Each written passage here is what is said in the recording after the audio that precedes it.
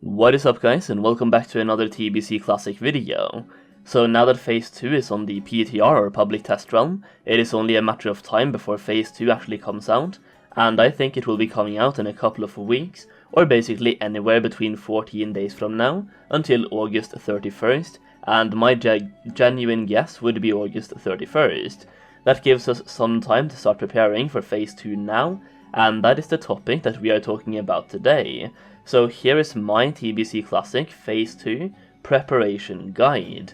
So before we talk about how to prepare for Phase 2, we need to take a look at exactly what is coming in Phase 2. Considering I've done a video on this already, I will just go through the headlines. We are getting Druid Swift Flight Form, we are getting the Shatari and the Ogrilla daily quests, we are most likely getting guild banks, or at least they are being tested on the PTR, we are getting the Looking for Group tool, we are also be seeing the end of Arena Season 1, and subsequently the beginning of Arena Season 2, and we are getting 2 new raids, the Serpentshrine Cavern and the Tempest Keep, and they are also testing these on the PTR in their pre-nerf state, so hopefully we'll be getting the pre-nerf boss fights, meaning more challenging content. I guess we'll discuss the raids first and how you can start preparing for those right now. So in Serpentshrine Caverns there are a couple of bosses where specific classes will need specific resistance gear. There are several ways to obtain these types of resistance gear. You could for example craft some gear, buy it from the auction house, or you can actually buy some really good resistance gear with badges of justice. For Leothorus the Blind you will need a Warlock with a good amount of fire resist. So if you are that assigned Warlock in your guild, you can prepare by grinding for Badges of Justice right now. Using Badges of Justice, you can buy the Inferno Weave set, which in total will cost you 100 Badges of Justice, and these 4 pieces will provide you with a total of 200 fire resist. And for the first boss of the Serpentshrine Cavern, you will want 1 tank with frost resistance gear, and 1 with nature resistance gear. Now, while these cannot be purchased with the Badges of Justice, at least not per my knowledge, you can craft yourself a hefty amount of both frost resistance and nature resistance using blacksmithing.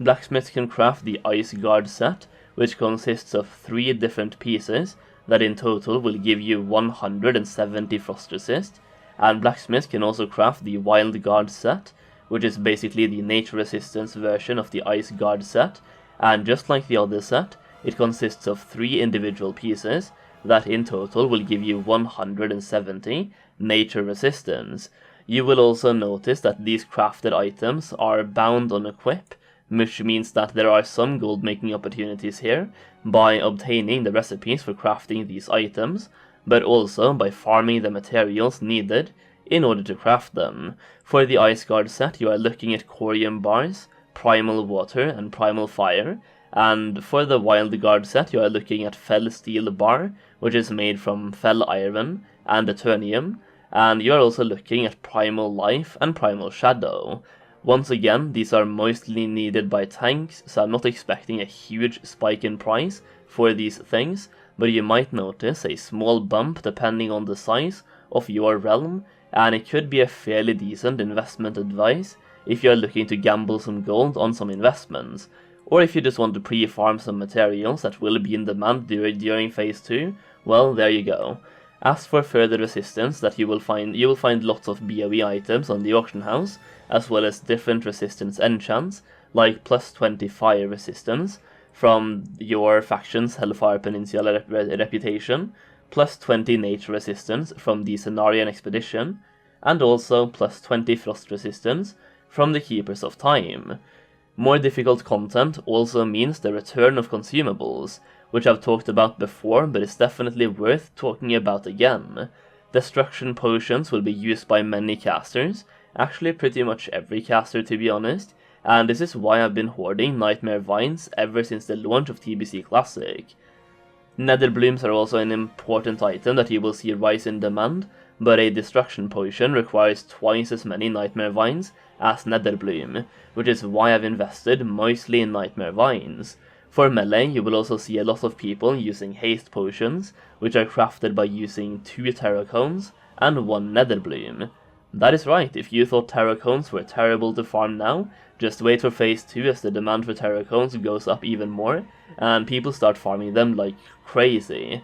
The price for Terracones is already pretty up there in my opinion, but you should see a small spike still. You also have flasks, but this is where things become a little bit interesting, and we need to have a chat. I talked about farming out different materials for flasks and sell them later in TBC Classic, but I was met with the argument of what about the marks of Illidari? So let's talk about those marks. Marks of the Illidari were originally introduced in TBC during the Black Temple patch, but they also drop in Serpentshrine Caverns and Tempest Keep. So Blizzard introduced these in the Black Temple patch, but also retroactively introduced it to the past raid tier, I guess in order to keep people playing that raid tier. Now Black Temple would be our Phase 3, but TBC Classic is also built on the last patch of the Burning Crusade, which brings out the question, are Marks of the Illidari coming with Phase 2 or Phase 3? It would make the most sense if it came in Phase 3 if you ask me, considering Blizzard added it in the Black Temple patch, but considering they also dropped from Serpentshrine Cavern, there is a chance that Blizzard wants these to be in from Phase 2, which would completely destroy the value of materials used in crafting flasks, since you can trade these marks in for those flasks. What I can say about that for now is that Marks of Illidari are currently dropping from the Serpentshrine Cavern and Tempest Keep on the PTR, but considering it is the PTR, this could all change, but it does look like the Marks of Illidari might be coming with Phase 2. If you are a druid and you are looking to obtain your Swift Flight form, you might want to prepare yourself with 10 Dreaming Glories and 10 Ancient Lichen or Lichen right now, as that is needed in one of the first quests available for the flight form itself, and even though there's a huge supply of these already, I imagine people will try to flip these at the launch of Phase 2, so you could save yourself some gold by buying them now, before people start controlling the market.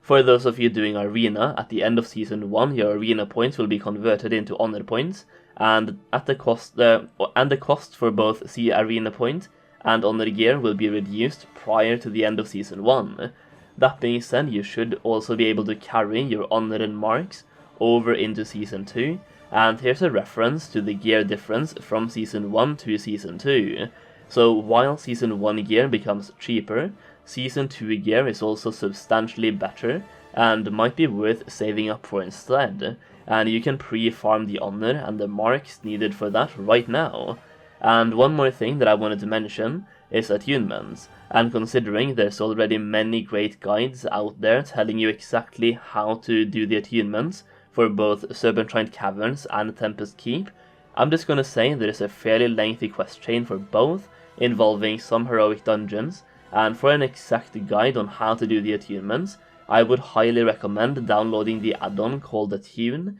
This is an add-on I mentioned early in the TBC beta for TBC Attunements, and so far it's been the only add-on I've ever needed for attunements. It is super helpful and easy to follow, and tells you exactly what to do.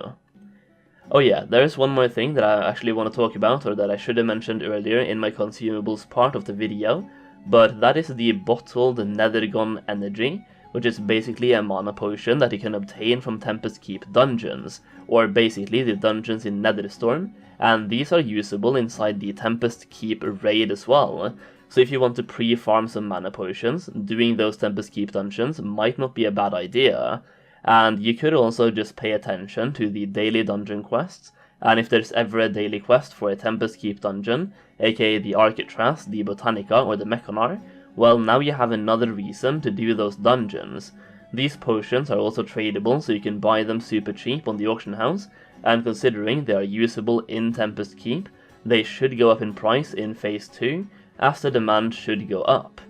And I think that is it for my Phase 2 preparations guide. Hopefully you found something that could help you prepare for Phase 2, and also let me know in the comments down below. Do you think Phase 2 is coming out too soon? This is a question that I'm genuinely wondering what you guys feel about, so please let me know what you think. If you enjoyed the video, please consider dropping a like on it, and for more TBC content, make sure you subscribe. And with that being said, thank you so much for watching, and I'll see you again very soon.